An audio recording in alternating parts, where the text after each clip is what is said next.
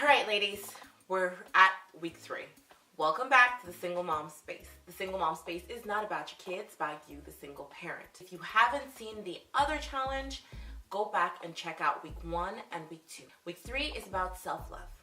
It's all about you, the single parent. It's about you, the woman, who needs to remember to love herself. This is very important. Finances are important, debt collection is important, but self-care is even more important. Because if you don't care for yourself, then there's no point of you going forward. You are important, especially as a woman.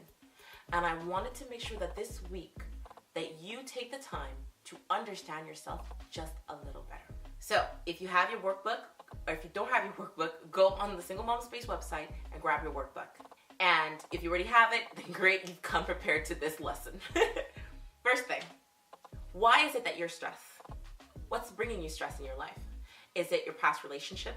Because I know when I separated from my son's father, it was very difficult for me to love myself again. I didn't understand how to do it. I felt lost. I was a young age. I was basically a teen mom. And I felt like I couldn't be loved by anybody else. I felt like because I had a child, I wasn't going to meet anyone else. And that's definitely not true. At 32, you realize that there is so many men out there. There are men to kill. Some of them are not good. Some of them are better. Some of them are you're not interested in. But there are so many men and there's so many people in this earth, on this planet, that you are a small little pea in the rest of the world. So if you find that you're stressed out about your next relationship, if you're stressed out about the way you look, maybe your stretch marks, whatever is bringing you stress, write it down. I know that you only have one line, but even if you need to take another piece of paper and write it out, do it. Whatever is beneficial to you. What I would like to ask you is, the last time that you took care of yourself, when was that? Give me a date. Give me a time. Tell me, when did you take time out of being a busy mom, out of everything that you're doing in your life, to just take care of you? When was that period? Was it a month ago? An hour ago? A year ago? When was it? Next, when was the last time you took a vacation? I'm not talking about a vacation where you go abroad or, you're on a plane. But when did you take a vacation from your own life, from your own stress? When did you take a vacation from your job? I know when I was younger, I used to have 2 weeks vacation from work and I would be paid for those 2 weeks. I would just work all the way through because it didn't matter what was going on with me. All I wanted to make sure is that my bills were paid and my child was taken care of. I never took a weekend just for myself. I was helping other people. I never took a weekend or an evening off for myself. I never did my nails and my hair. That was not something that was important to me. And my mother had to sit me down and basically say, you look like hell. You look like crap. You need to change or else, because whoever you're turning out to be is not cute. Nobody is gonna wanna hang out with you. Nobody's gonna wanna be your friend because you're starting to smell. So just know that when did you take a vacation? When did you take that moment where you just rested and you rejuvenated and recovered for just to take on the world? Next thing is, when was the last time you forgave yourself? That was a big one for me. Because forgiving myself for the things that I've done, forgiving myself for my past relationships, forgiving myself for my failures, it's hard. And as a mom, you find that you feel like you failed in certain ways. If it's not being perfect, if it's not making dinner every single day, if it's not working the hours that you feel like you need to work, if it's feeling tired and not playing with your kids, whatever the case may be, it could be anything. It could be anything. When did you forgive yourself? Did you forgive yourself for working out? For not working out? Did you forgive yourself for not waking up super early? For not doing the dishes? For not cleaning the house? There's so much guilt that we as women, we feel that, you know what, we need to let go of. So when was the last time that you just said, you know what, I did not do the dishes and it's okay. Okay, I'm going to bed now because I'm tired. So first step into self-care is to set boundaries. Set boundaries with your family, your friends, your people around you, your kids. Set your boundaries. What are your limits? I had to do this when it came to family because family was like, do this for me, help me with this, do this with me. I couldn't do it all and be a good mom or be a good worker or be a good girlfriend. I couldn't do it all and still take care of myself at the same time. It was too much. So you have to set boundaries. Even at work, your boss might think that it's okay for you to work until 10 o'clock each night, even though you started at 8 o'clock in the morning. You can't. You have to be a mother at some point. You have to take time for yourself. So set your boundaries from the beginning. Know that when you are going for a job interview or when you're going to hang out with your family or whatever the case may be, you tell them, this is an hour of my time. When it's time for me to get up and leave, it's time for me to get up and leave and go on to live my own life.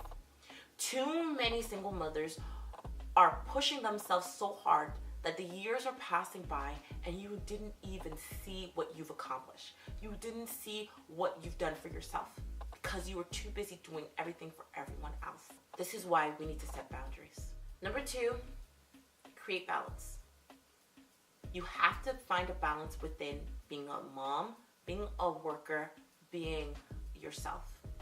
I know people laugh at balance. They think, oh, balance, there's no such thing. You can never be perfect. I never said be perfectly balanced. I said just create balance. So if it's, I'm only gonna work from 9 to 5. At 5 o'clock, I don't want anyone to call me. And then I'm going to make dinner. I'm gonna take 2 hours with my child. I'm gonna do homework. Or I'm gonna have an hour to myself every other night. Or once a week, because I am single, I'm gonna go out on a date night. That's balance. A date night could be by yourself. It could be with your friends. It could be just you sitting in a coffee shop, reading a good book. Whatever it is, it's your balance. Because only you can balance your own life. Nobody's gonna come in and they're gonna fix it for you. They're not gonna come in and make sure that your life is good and you feel okay. It's not gonna happen. You have to create your own balance and your own joy. Number 3, get to know yourself. Get to know who you are, what you like. What's your favorite food? What's your favorite color? What kind of clothes looks good on your body? What is it that you enjoy doing? This is all about you. If you're happy, your kids are happy.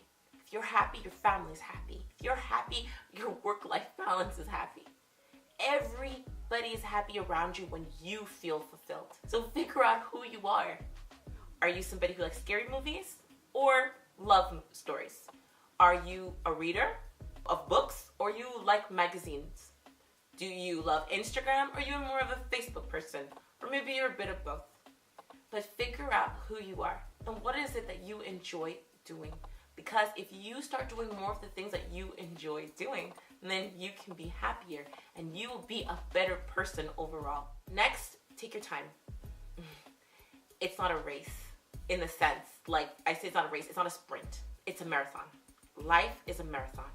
And I know that you can get hit by a bus tomorrow or you can be diagnosed with cancer, whatever it is. But if you lived your life every single day at your own pace, and you did not rush through your life, and you remember every single smile, every single moment, everything that's happened, and you've enjoyed every moment of it, even the unenjoyable parts, then you are able to slow down and enjoy your life, your actual life, who you are. It's easy to wake up every morning at 9, wake up every morning at 7, leave your house, get your kids to school, go to work for 8, then rush through traffic, get home at 5, do dinner, clean the house, make sure that the homeworks are done, make sure your kids' teeth are brushed, put them to bed. After such a long day, go to sleep, late because you can't sleep because you're super stressed because all your bills are not paid and things are not going right the way you want it to, and wake up again and do it all over again. You continue that for the next 6 months. Yeah. What's happening? You're in a race. You're in a race, like a hamster wheel. But if you just took that moment and said, you know what? I'm going to work from 8 to 5, same way. But I'm going to wake up extra 30 minutes and I'm going to sit at the table and enjoy my coffee.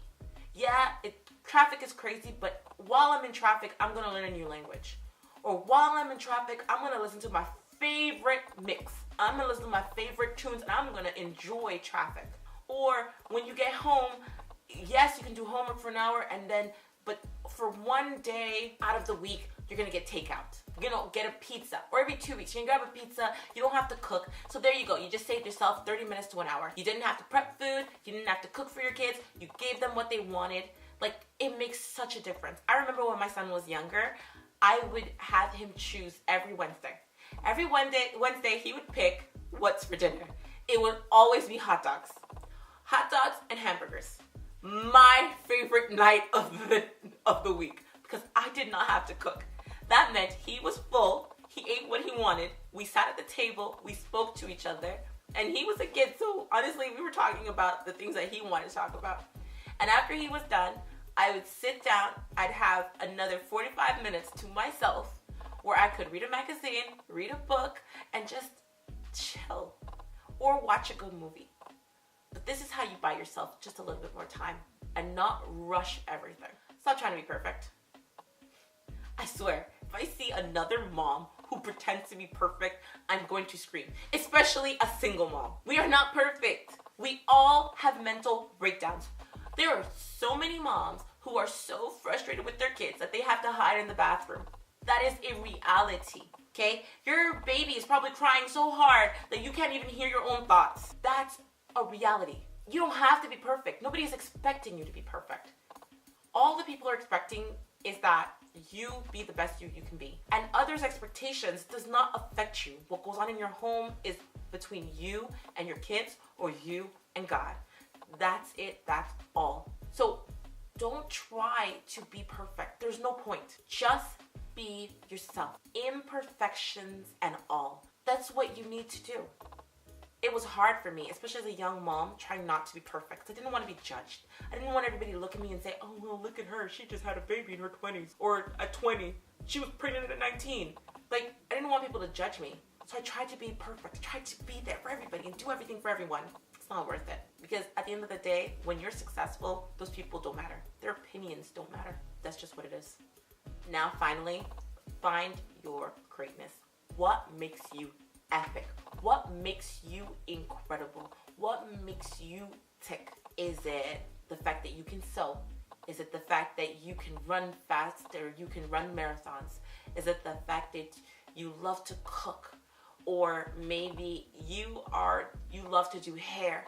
What is it that you love and enjoy doing that makes you incredible, that brings you joy? I'm not saying to make that into your career, because sometimes you have a passion and it becomes a job, and then you lose the passion for it.